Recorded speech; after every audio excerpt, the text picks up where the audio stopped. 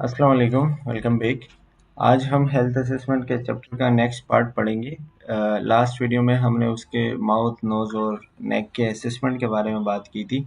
आज हम उसके एबनॉर्मेलिटीज़ देखेंगे कि इसमें क्या-क्या नॉर्मली क्या-क्या मसले आते हैं और जो उसको आप हल कर सकते हो या फिर आपको जिन कुछ ऐसी बेसिक चीज़ें जो आपको पता होनी चाहिए, ठीक है?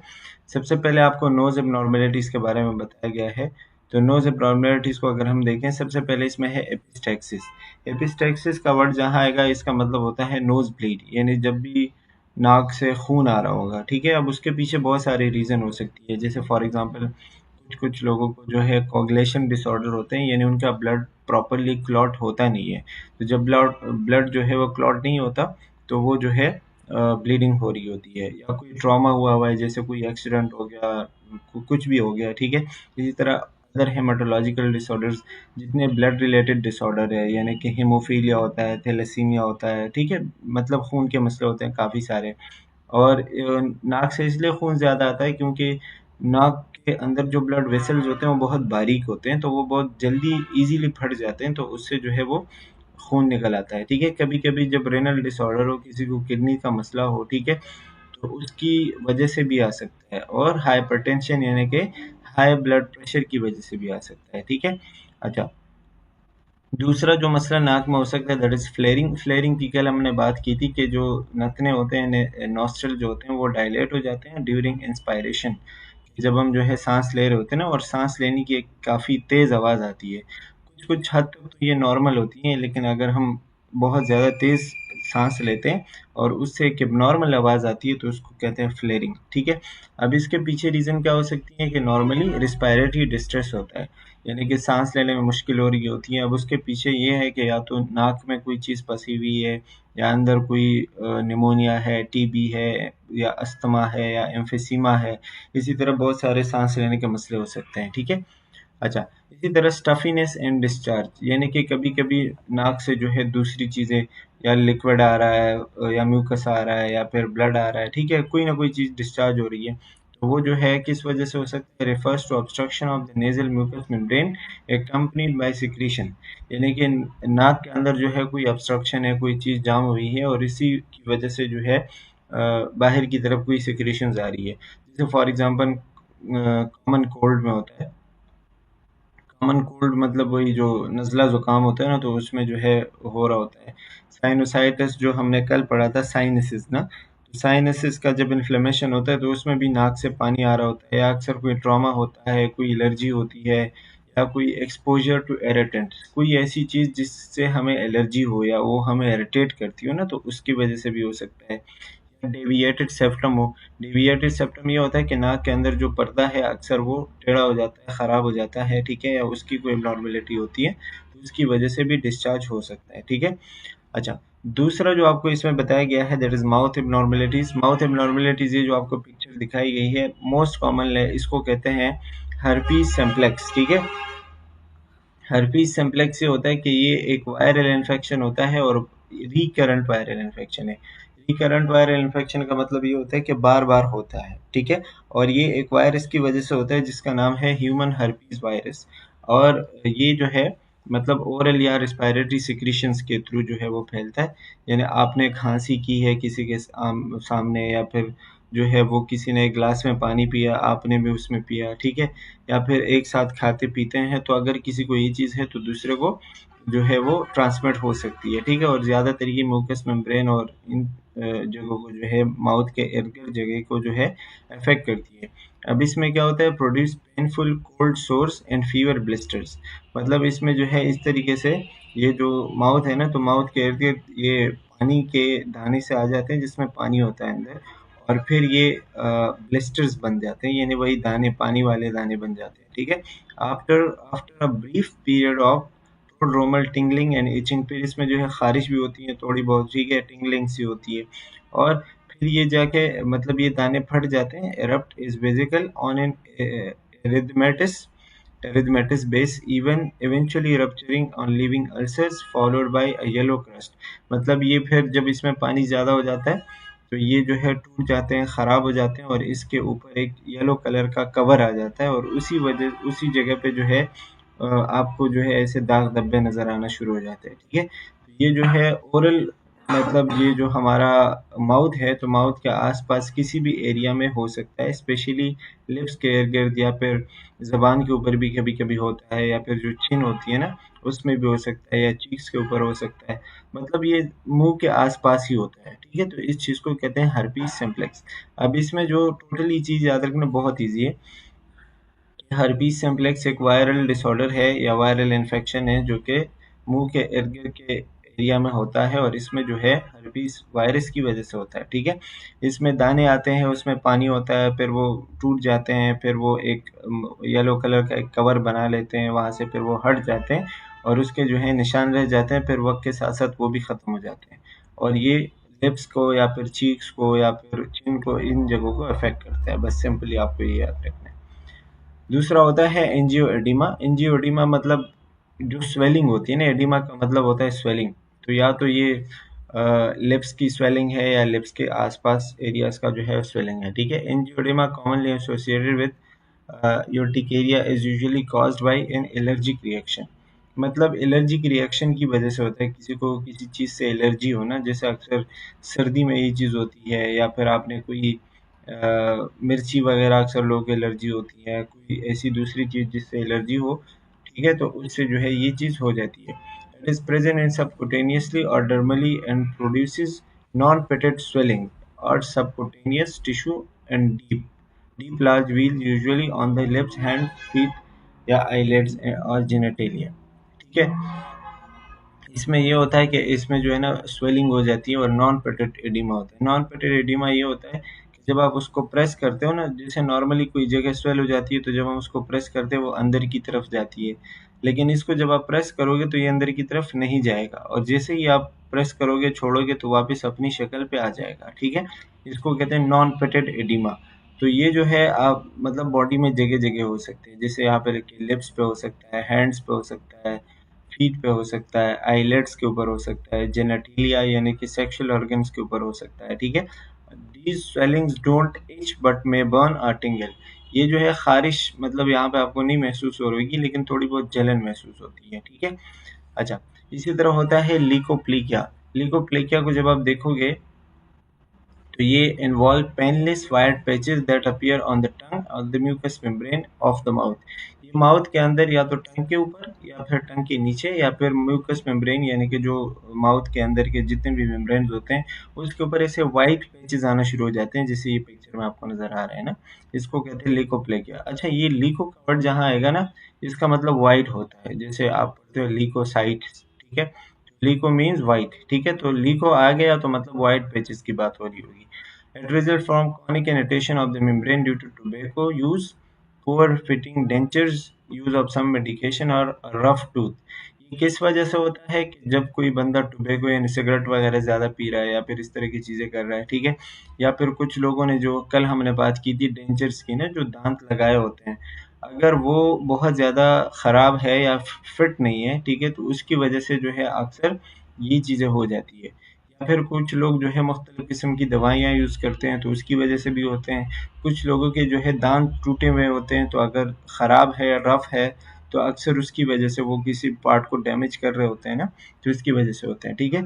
अच्छा, the white patches are considered pre cancerous lesions, biopsy determine whether the lesions are malignant. ये मतलब ऐसा हो सकता है कि अगर इसको टाइमली ट्रीट नहीं किया गया तो ये जाके कैंसर में कन्वर्ट हो सकता है। तो इसीलिए हम इसका बायोप्सी लेते हैं, यानी इसका एक पार्ट लेते हैं या एक टिश्यू लेते हैं या एक सेल्स लेते हैं और इसकी बायोप्सी करते हैं। एक टेस्ट होता है, ठीक है, जिससे हमें अंदाज़ा चलता है कि भाई ये मैलिग्नेंट तो नहीं है, यानी फैलते तो नहीं है। अगर इस तरह का हो तो फिर हमें कैंसर का थोड़ा बहुत शक होता है, और फिर उसको टाइमली ट्रीट करते हैं, ठीक है। अच्छा, इसी तरह होता है कैंडिडियासिस। कैंडिडियासिस जो है ये ओरोफेरिंजियल म्यूकस मतलब उसका एक डिज़ॉर्डर है कि ओरल कैविटी का यानी माउथ का, और फेरिंग्स गले का जो है एक मसला होता है, ठीक है, जिसमें क्रीम कलर्ड वाइट पैचेस आते हैं। ये आप देखते हैं ना, क्रीम कलर ऐसे वाइट पैचेस माउथ के ऊपर, टंग के ऊपर और फेरिंग्स के एरिया में आ जाते हैं, ठीक है। Most cases of this infection are caused by Candida albicans. ये जो है एक किस्म के माइक्रो ऑर्गेनिजम्स होते हैं, ठीक है, जिसकी वजह से ये होता है। Although these fungi are a part of the body's normal flora. वही बात कि ये जो फंजाई होते हैं ना, जो ये काम करते हैं, ये बॉडी का नॉर्मल फ्लोरा होता है। अब नॉर्मल फ्लोरा आपने पहले पढ़ा हुआ है कि ये बॉडी के लिए नॉर्मल होता है, लेकिन जब इसको इन्फेक्शन करने का मौका मिलता है या आप समझो कि जब ये ख़राब हो जाते हैं, तो फिर ये जो है मसला पैदा करते हैं। ठीक है, अब ये जब ये चेंज होते हैं तो वही बात कि they cause infections.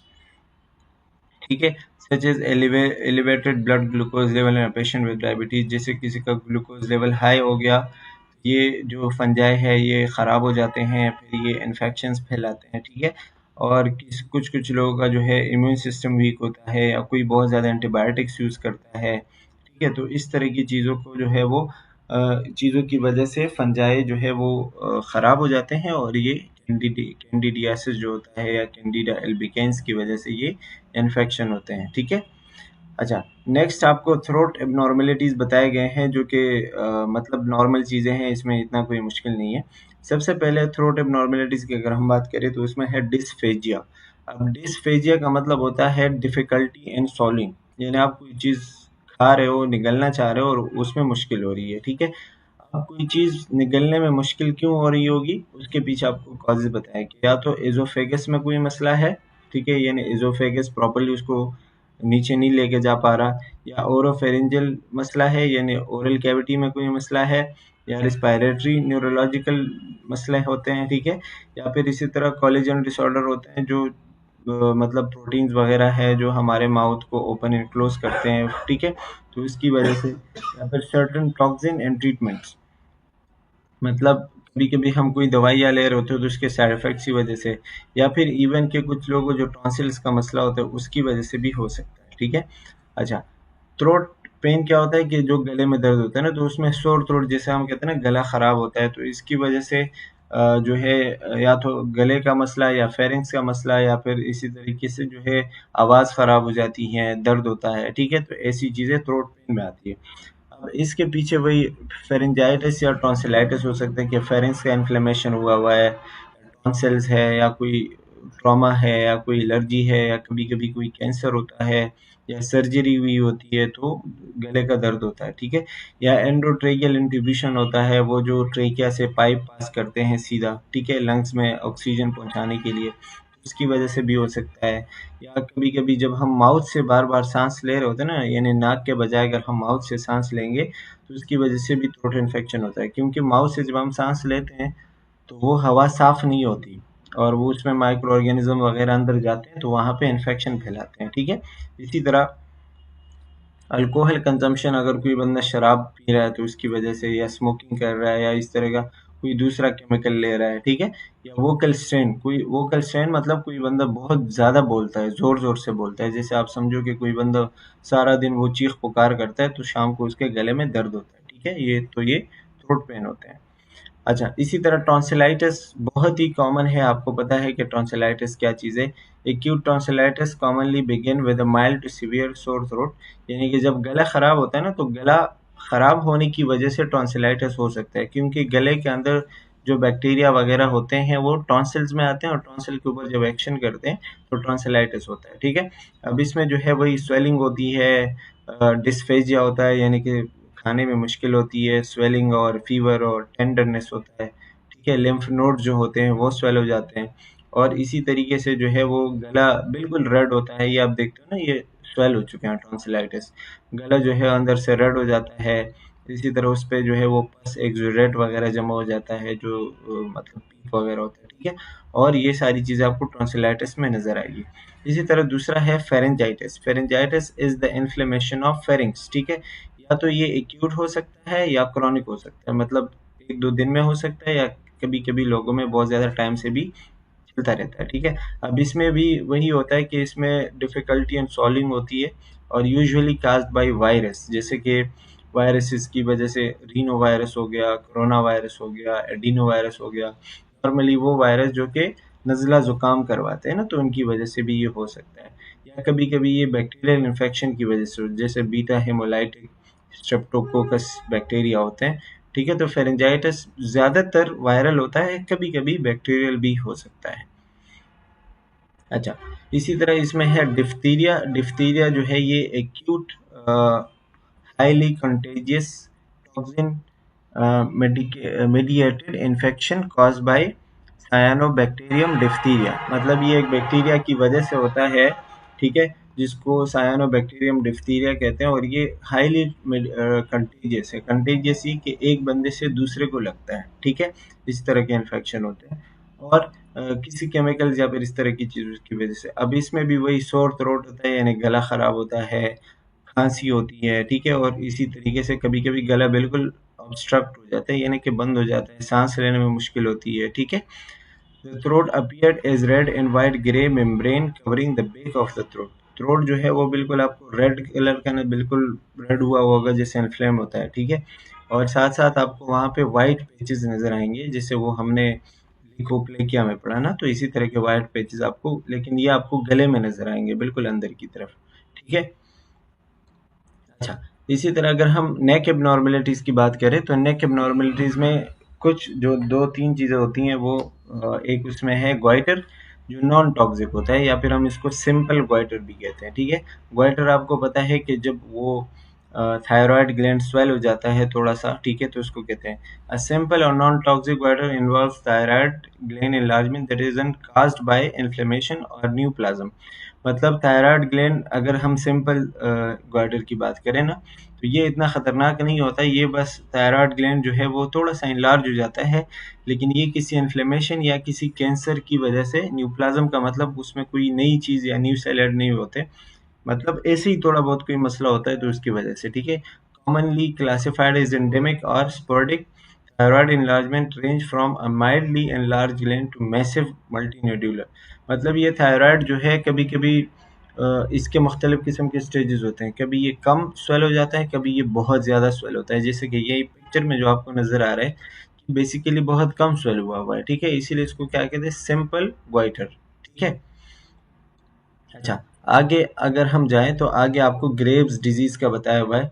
Graves disease, I hope so कि आपने इसी सेमेस्टर के इम्यूनोलॉजिकल डिसऑर्डर वाले चैप्टर में पढ़ा होगा कि ग्रेव्स डिजीज़ क्या है, ठीक है। तो उसमें आपने पढ़ा होगा कि थायराइड ग्लैंड जो है वो नॉर्मली जो हार्मोन्स रिलीज़ करते हैं ना, T3 T4 पैरास हार्मोन और इस तरह की चीज़ें होती हैं, तो वो बहुत ज़्यादा रिलीज़ करना शुरू कर देता है, जिसको हम कहते हैं हाइपरथायराइडिज्म। और जब हाइपरथायराइडिज्म होता है तो उसकी वजह से एक बीमारी होती है, जिसको हम क्या कहते हैं, जिसको हम कहते हैं ग्रेव्स डिजीज़। और ग्रेव्स डिजीज़ की एक निशानी ये होती है कि बंदे का जो ग्वाइटर है वो बड़ा हो जाता है, जैसे इस पिक्चर में आपको नज़र आ रहा होता है, और बिल्कुल बाहर की तरफ आता है, ठीक है। इसको कहते हैं टॉक्सिक ग्वाइटर। टॉक्सिक यानी कि ये बहुत ख़तरनाक होता है, ये इसको अगर ट्रीट नहीं किया गया तो ये बड़े मसले पैदा करता है। ग्वाइटर डिजीज़ या फिर ग्रेव्स डिजीज़ का एक और साइन ये होता है कि उस बंदे के आँखें जो है वो बाहर की तरफ निकल आती है, ये ग्रेव्स डिजीज़ का मैं बता रहा हूँ, जिसको एक्सोऑप्थेल्मस कहते हैं, ठीक है। तो ये इसमें जो चीज़ें थी खैर वो तो मैंने बता दी है, लेकिन टेक्स्ट पढ़ते हैं। Graves disease is the most common form of thyrotoxicosis, ठीक है। मतलब ये थायराइड ग्लैंड जब टॉक्सिक बनता है, वो अपने हार्मोन बहुत ज़्यादा रिलीज़ करना शुरू करता है, ठीक है, तो उसकी वजह से ये मसला होता है, जिसको हम कहते हैं Graves disease. A metabolic imbalance that result from thyroid hormone overproduction। वही बात कि ये एक मेटाबॉलिक डिसऑर्डर है जो किस वजह से होता है, थायराइड हार्मोन के ओवर प्रोडक्शन, यानी कि बहुत ज़्यादा प्रोडक्शन की वजह से होता है, ठीक है। अब इसमें जो है ग्रेव्स डिजीज़ में क्या होता है कि थायराइड इनलार्ज हो जाता है, ठीक है, नर्वसनेस होता है, मतलब इस बंदे को आप देखोगे उसका ब्लड प्रेशर हाई होगा, गर्मी उसको ज़्यादा लग रही होगी, भूख ज़्यादा लग रही होगी, उसका वेट लॉस होगा, ठीक है। इसी तरह उसको जो है वेट लॉस, और इसी तरह डिस्पाइट इंक्रीज एपेटाइट, भूख ज़्यादा लग रही होगी, स्वेटिंग होगी, ठीक है, उसको जो है बार बार वॉशरूम जाना पड़ेगा, उसको कभी कभी झटके लगते हैं, उसका हार्ट रेट तेज़ होता है, उसको जो है एक्सोप्थेल्मस, ये लास्ट में लिखा हुआ है, देखा, मतलब वो जो आंखें हैं ना बाहर की तरफ आती है, तो ये सारी चीज़ें ग्रेव्स डिजीज़ में आती हैं, और बेसिकली ये हाइपरथायराइडिज्म की वजह से होता है। अच्छा, इसी तरह ये टॉक्सिक मल्टीनिड्यूलर ग्वाइटर जो है ये उससे भी ज़्यादा खतरनाक होता है, जो बहुत ज़्यादा टॉक्सिक होता है, और ये जो मतलब थायराइड ग्लैंड होता है ये जगह जगह से बाहर की तरफ आता है, ठीक है।